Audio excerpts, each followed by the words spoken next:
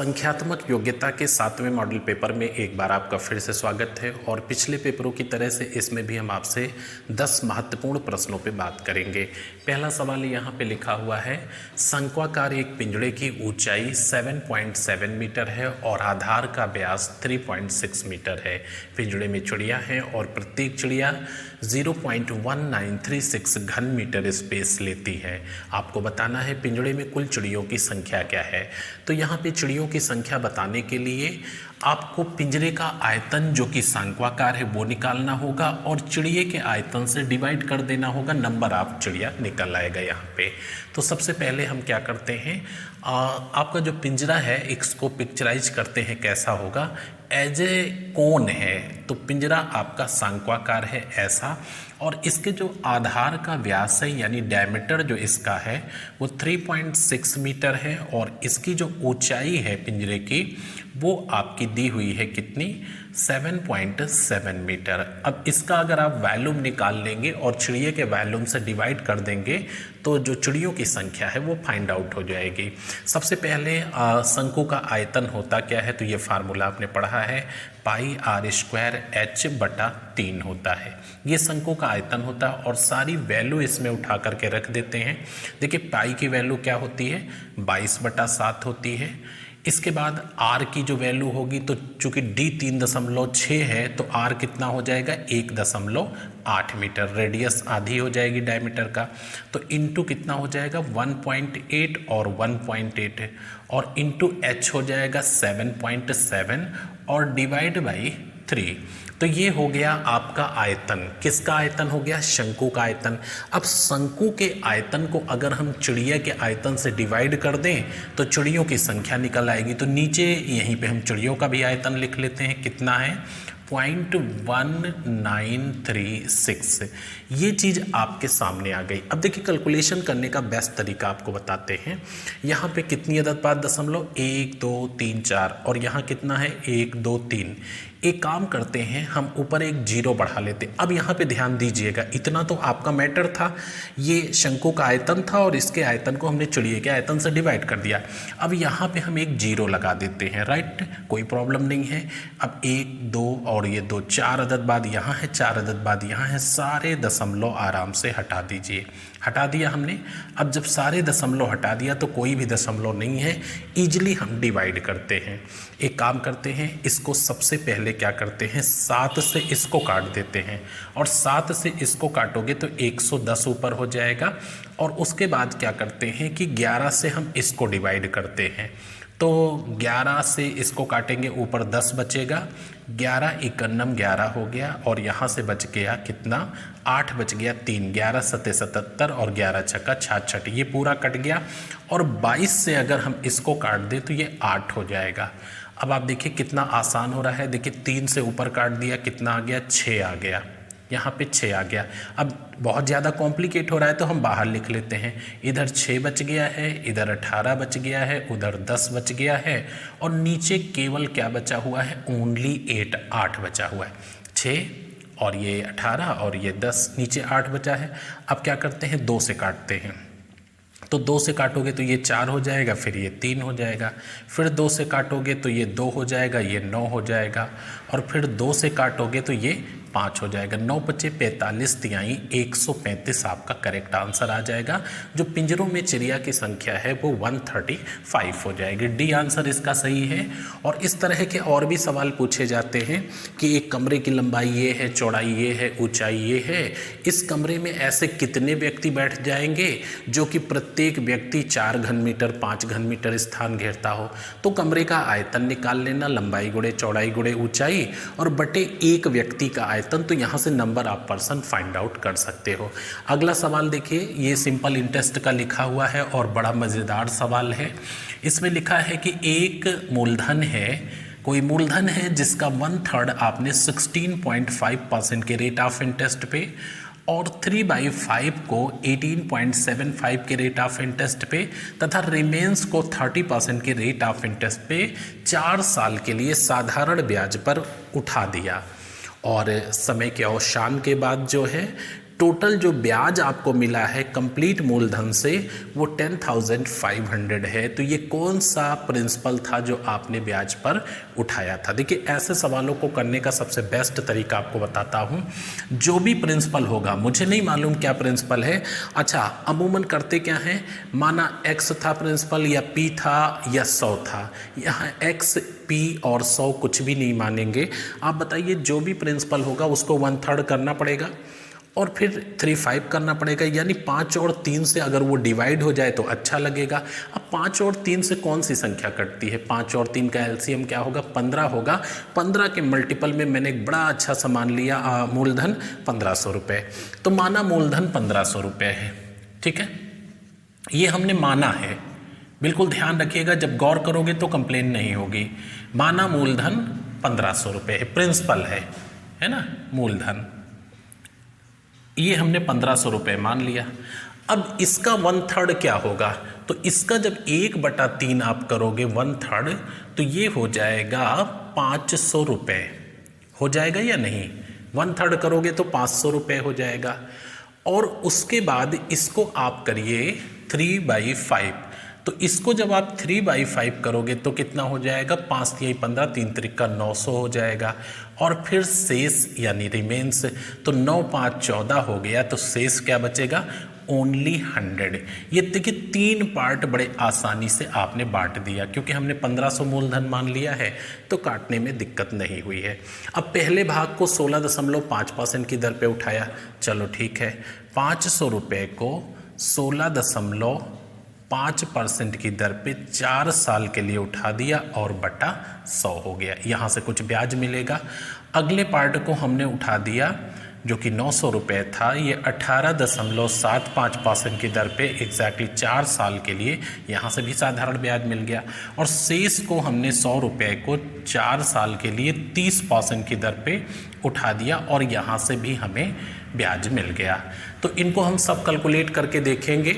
आप सबसे पहले यहाँ देखिए 0 0 कट गया और 16 चौको 64, 65 66, 66 × 5 कर दीजिए, 330 यहाँ से हो गया।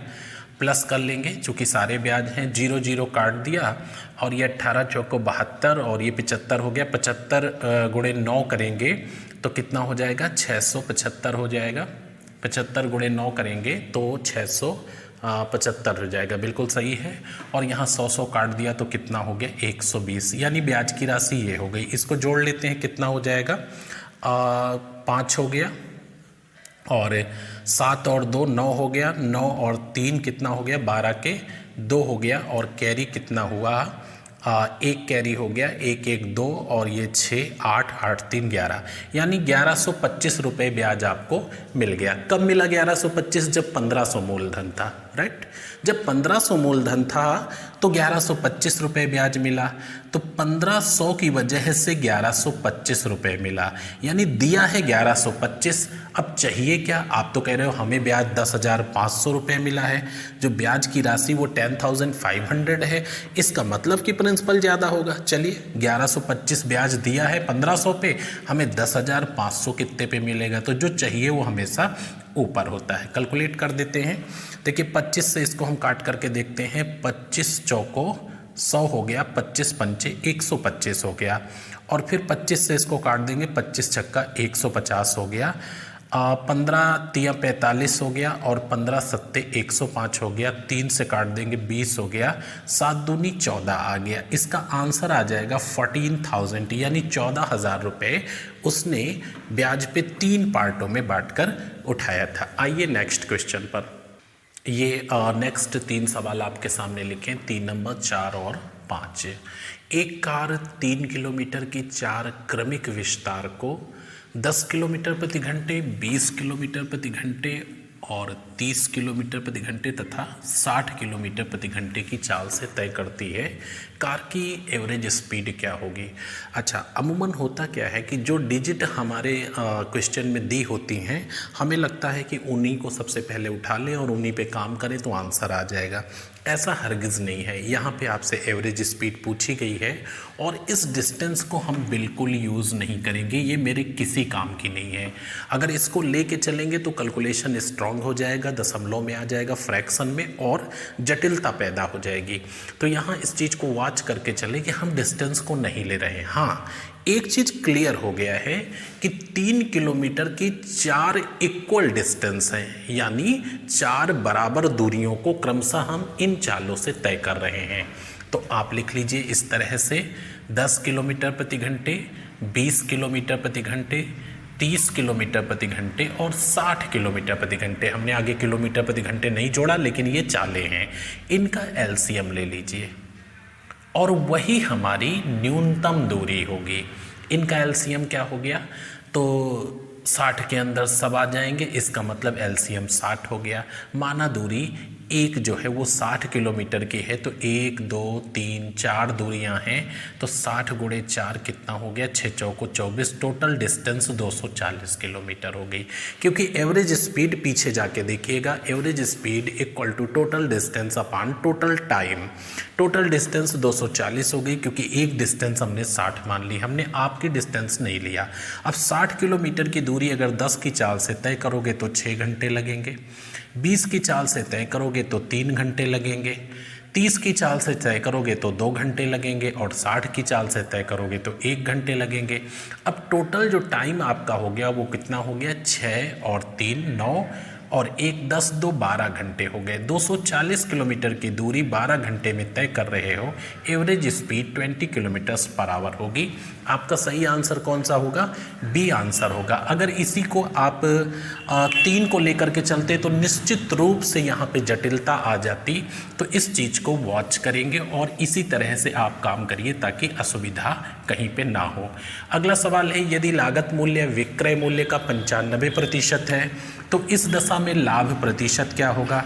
अब सबसे इम्पॉर्टेंट चीज़ यहाँ पे ये है कि अगर कोई गलती करेगा तो तुरंत 5 लगा देगा। यहाँ पे 5 इसका कतई आंसर नहीं है, सही आंसर डी है, 5.26%। क्यों, क्योंकि लाभ यह हो या हानि उसकी वैल्यूएशन हम कॉस्ट पे करते हैं। तो ये चीज़ वाच करिए, यदि लागत मूल्य विक्रय मूल्य का 95% है, विक्रय मूल्य यानी सेलिंग प्राइस अगर 100 रुपये है तो जो लागत है वो 95 रुपये हो जाएगी, जिसको हम यहाँ पे कॉस्ट प्राइस भी लिख सकते हैं। तो हमारा सेलिंग प्राइस 100 रुपये है और कास्ट प्राइस 95 रुपये है। निश्चित रूप से 5 रुपये का लाभ हुआ, लेकिन लाभ हानि की वैल्यूएशन हमेशा कॉस्ट पे करते हैं, ना कि सेल पे।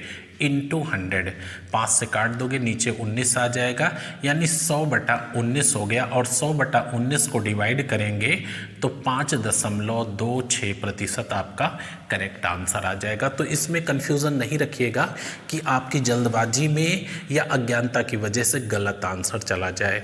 अगला सवाल बड़ा इंटरेस्टिंग है, नंबर सिस्टम का क्वेश्चन है। 4 संख्याओं का औसत 60 है। अच्छा, इनमें से जो पहली संख्या है अगली 3 संख्याओं के योग का 1/4 है।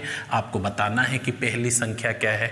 सबसे पहली चीज, 4 संख्याओं का औसत 60 है, तो फिर योग क्या होगा, औसत गुणे संख्याओं की संख्या बराबर योग, यानी 240 हो गया योग। संख्याओं का योग बराबर औसत गुणे संख्याओं की संख्या, तो औसत है 60 और संख्याएं हैं 4, तो योग हो गया 240। अब आपसे ये कहा जा रहा है कि जो पहली संख्या है मालूम नहीं क्या है, अगली 3 संख्याओं के योग का बटा 4 है। तो मैंने कहा क्या आपको अगली 3 संख्याओं का योग पता है, जवाब आया नहीं पता है। तो अगली 3 संख्याओं का जो योग है उसको हमने x मान लिया। अगली 3 संख्या, पहली छोड़िए, अगली 3 संख्याओं का योग x है, तो फिर पहली संख्या क्या होगी, अगली 3 संख्याओं के योग का बटा 4, यानी ये x/4 होगी। और फिर इन्हीं का जो योग है वही तो 240 है। इनका जो योग हुआ वो 240 है। बड़ा आसान सा तरीका है, आप देखिए कितना हो जाएगा, ये हो जाएगा x + 4x/4 और ये बराबर हो गया 240 के। तो 5x बराबर हो जाएगा, 4 से गुणा कर दो 960 के यहाँ पे, और ये आपका हो जाएगा नहीं कैलकुलेट कर देते हैं फिर से, x बटा, इसको फिर से 1 मिनट देखिएगा, आपका योग जो है वो 240 है, ठीक है। अगली तीन संख्याओं के योग का 1/4 है। तो अगर तीनों का योग x है तो पहली वाली का योग क्या होगा, x/4 हो जाएगा। अब ये कितना हो जाएगा, इधर हम मल्टीप्लाई करेंगे तो ये 4x हो जाएगा, 4x और x कितना हो गया, 5x। तो 5x/4 ये बराबर कितना हो गया, 240 के हो गया। तो 5x बराबर कितना हो जाएगा, ये हो जाएगा 4 से 24 चौको 96 यानी 960 हो गया। तो x बराबर कितना हो जाएगा, 960 को हम 5 से डिवाइड कर लेते हैं, 960/5 कर दीजिए। तो 5 एकम 5 हो गया और ये आप काटे कितना आ जाएगा, 5 एकम 5 हो गया, यहाँ बचेगा 4, 5 9 45 और 5 दूनी 10। तो x बराबर 192 आ गया। यानी अगली तीन संख्याओं का योग क्या है, 192 है। और पहली संख्या अगली 3/4 है, तो 192/4 कर दीजिए, कितना आ जाएगा, 48 आ जाएगा, 48। तो आपका सही आंसर 48 है। बहुत ही मज़ेदार सवाल था, इसको अच्छे से करिएगा और इसी तरीके से करिएगा कि हमें नहीं मालूम कि अगली तीन संख्याओं का योग क्या है, x है, तो फिर पहली क्या है, उसका बटा 4 है। बाकी कैलकुलेशन है, कर लीजिएगा, आसानी से आ जाएगा। आइए नेक्स्ट पे, नेक्स्ट क्वेश्चन देखेंगे। 1850 रुपये को 6 पुरुष 12 महिला और 17 बच्चों में बांटा गया है। 2 पुरुषों को मिलने वाली जो रकम है वो 5 बच्चों को मिलने वाली रकम के बराबर है। 2 पुरुषों को जो अमाउंट मिलता है वो 5 बच्चों के अमाउंट के इक्वल है और जो 2 महिलाओं को अमाउंट मिलता है वो 3 बच्चों के अमाउंट के इक्वल है। तो यहाँ पे पहले बच्चों की संख्या हमने 5 देखी है और फिर 3 देखी है। तो मोटा मोटा मान लेते हैं कि 15 बच्चों को जो पैसा मिलता है वो कितनी महिला और कितने पुरुषों के बराबर है, ठीक है। तो यहाँ पे हम लिख लेते हैं बच्चे। अब 15 मान लिया, 15 बच्चों को जो पैसा मिलता है ये कितने पुरुषों के बराबर है और कितने महिलाओं के बराबर है।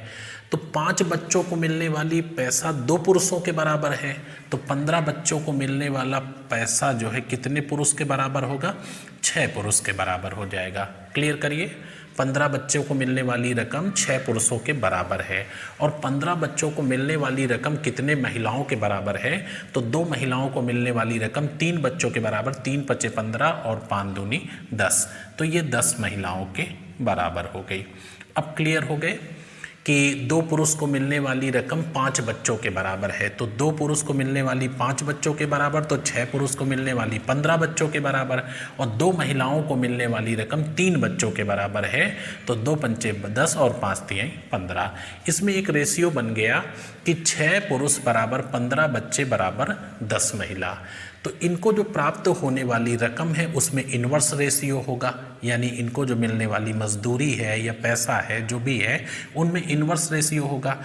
तो पुरुष को क्या मिलेगा, 1/6, बच्चे को क्या मिलेगा, 1/15 और महिला को क्या मिलेगा, 1/10। तो इन्वर्स रेशियो निकाल लेते हैं कि इनको मिलने वाले पैसे में क्या संबंध है, ये संख्या में संबंध था।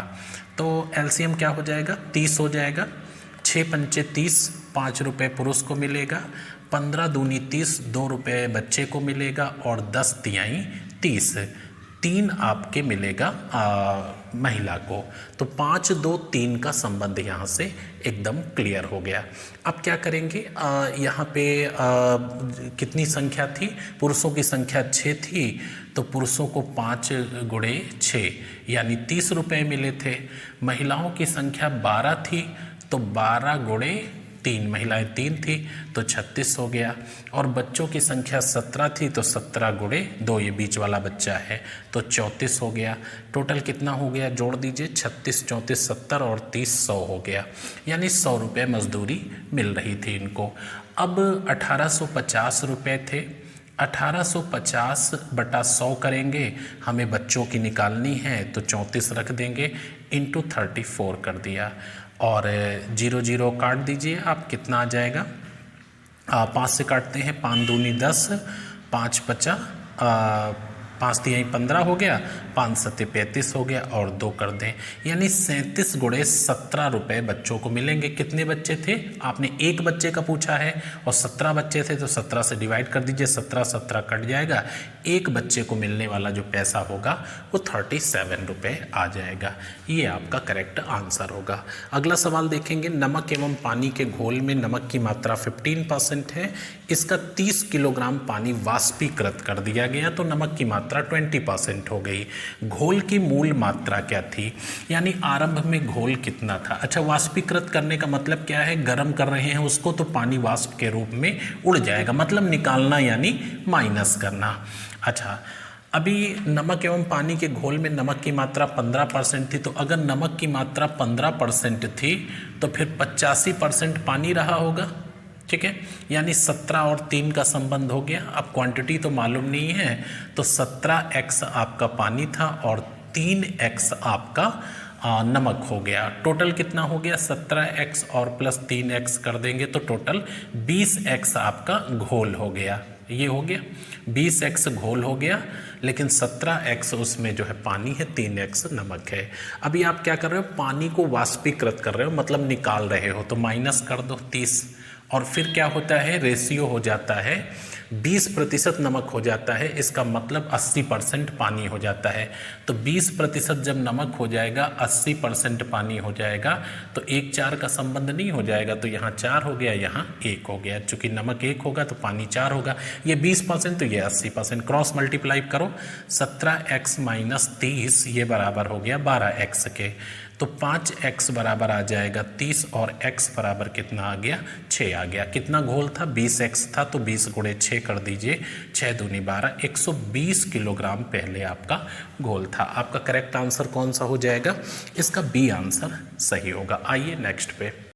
ये आपके नेक्स्ट और लास्ट 3 क्वेश्चन और हैं। टोटल 10 इस मॉडल पेपर में होंगे और सभी सवाल बहुत अच्छे हैं। आप इनको नोट करिए, सॉल्व करिए, प्रैक्टिस करिए। ऐसे ही क्वेश्चन आपसे परीक्षाओं में पूछे जाते हैं। 8 नंबर देखिए, यदि 5 क्रमागत पूर्णांकों का औसत x है तो अगली 5 क्रमागत पूर्णांकों का औसत क्या होगा? ऑप्शन से आंसर देना है। x + 2.5, x - 2.5, x + 5, x + 10। इनमें से क्या आंसर सही है? तो एक चीज़ हमेशा ध्यान रखिएगा, नेचुरल नंबर हो यानी प्राकृत संख्याएं हो, सम संख्याएं हो, विषम संख्याएं हो या मल्टीपल हो, ये आपके जो है गुणज हो, जैसे 5 का है तो 5, 10, 15, 20, 25 ये मल्टीपल हो। तो 4 चीज़ें ये ऐसी हैं कि अगर कहीं भी क्रमागत दी हो तो फर्स्ट एंड लास्ट को जोड़ के हाफ कर दीजिएगा, वही एवरेज होगा। क्रमागत, प्राकृत संख्याएं, सम संख्याएं, विषम संख्याएं और गुणज यानी मल्टीपल, ये कहीं भी कभी भी दिया हो, फर्स्ट एंड लास्ट को जोड़ के हाफ कर देना, वही एवरेज आता है। तो 5 क्रमागत कोई भी पूर्णांक हैं, उनका औसत x है। हम 1 से ही ले लेते हैं, आपका जहाँ से मन हो वहाँ से ले लो। तो 1 से ले लेते हैं, 1 2 3 4 5, ये 5 क्रमागत पूर्णांक हो गए। औसत क्या होगा? फर्स्ट एंड लास्ट को जोड़ के हाफ कर दो, तो 1 + 5 कितना हो गया? 6, और 6/2 कितना हो गया? 3, यानी x बराबर कितना आ गया? 3 आ गया। यदि 5 क्रमागत पूर्णांकों का औसत x है तो x की वैल्यू क्या हो गई? 3। अब कह रहे हैं अगली 5 क्रमागत पूर्णांकों का औसत क्या होगा? तो अगली यहाँ से चलेंगे 6 से, 6 7 8 9 10। अब इसका औसत क्या होगा? फर्स्ट एंड लास्ट को जोड़ के हाफ कर दो, कितना आ गया? 16/2 यानी 8 आ गया। अब 8 इससे कितना ज़्यादा है? 5 ज़्यादा है, और इसकी वैल्यू क्या है? x है, तो x + 5 आपका करेक्ट आंसर हो जाएगा। ठीक है, तो कौन सा ऑप्शन लगाएंगे? यहाँ पे आप सी ऑप्शन लगाइए, x + 5 हो जाएगा। ये चीज़ हमेशा ध्यान रखिएगा कि क्रमागत में कभी भी अगर इस तरह से आए तो इन चारों में फर्स्ट एंड लास्ट जोड़ करके हाफ कर देना। अगला सवाल है, 80 किलोग्राम की एक मूर्ति बननी है। इस मूर्ति में 60% तांबा होगा और 15% जस्ता होगा, 5% तथा शेष एल्युमिनियम होगा। गलने के बाद यदि 5% एल्युमिनियम खराब हो जाता है, नष्ट हो जाता है, तो मूर्ति बनाने में आवश्यक एल्युमिनियम की मात्रा क्या होगी? एक्चुअली जो भी क्वांटिटी इसमें लग रही है, जैसे 80 किलोग्राम है तो सबको अलग अलग पहले निकाल लीजिए। 80 kg है तो 60% तांबा लग रहा है, टोटल 80 केजी की आपकी मूर्ति है और अगर 60% तांबा लगेगा तो 80 का 60% क्या हो जाएगा? 80 का 60% हो जाएगा 48 केजी तांबा लग जाएगा। 8 48 ना, 48 केजी तांबा हो गया। और फिर 15% तो 80 का 15% जो लग रहा है वो जस्ता है, तो जस्ते की मात्रा 15 × 120 12 केजी जस्ता हो जाएगा। अब बाकी क्या बचा? बाकी आपका एल्युमिनियम हो जाएगा। तो ये दोनों मिलाकर के हो गए 60, 80 से 60 निकाल दो, 20 केजी एल्युमिनियम लगेगा। 20 केजी आपका एल्यूमिनियम लगेगा, 60 में लिख दिया है, पढ़ लेना। 20 केजी एल्युमिनियम लगेगा, लेकिन शर्त ये है कि एल्युमिनियम अगर हम 20 केजी डालेंगे तो गलने के समय 5% वो नष्ट हो जाएगा। इसका मतलब कि 20 से ज़्यादा डालें। यहाँ पे सारे ऑप्शन 20 से ज़्यादा हैं, अगर तुक्का भी लगाएंगे तो 20 से बड़े पे लगाएंगे। 5% एल्युमिनियम अगर गल जाता है तो ये 20 केजी 95% उतरेगा और आपको 100% लगाना होगा ताकि गलने में रिकवरी हो जाए। 5 से काट दीजिए 19 हो जाएगा, 5 से काट दीजिए 4 आ गया। 400 को हम 19 से डिवाइड करेंगे, 19 दूना 38 हो गया और यहाँ बच गया 2, 0 हो गया, 19 एकम 19 हो गया, 1/19 केजी, यानी 21 सही 1/19 केजी। आपका कौन सा आंसर सही है? बी आंसर सही। अगर इतना एल्युमिनियम लेके चलोगे तो गलने के बाद 20 केजी बनेगा और आपकी मूर्ति बन जाएगी। तो सही आंसर बी है। लास्ट क्वेश्चन देखिए, 5 करणी के अंदर है और 64 अंदर लिखा है, बराबर 2 की पावर x है। तो पूछा गया कि फिर x का मान बताइए क्या होगा। तो ये कैलकुलेशन बेस्ड क्वेश्चन है, इसको आप देख करके टिक कर सकते हैं, फिर भी मैं आपको सॉल्व करके दिखा रहा हूँ। देखिए 5 इस तरह से करणी के अंदर लिखा हुआ है और यहाँ पे 64 लिखा है और बराबर कहा गया है कि ये किसकी बराबर है? 2 के पावर x के बराबर है। तो x की वैल्यू क्या है? सबसे पहले इसको जब आप लिखोगे तो इसको लिखोगे 64 की पावर जो है 1/5, ये जो करणी के अंदर है बटा में आ जाएगा, बराबर 2 की पावर x हो जाएगा।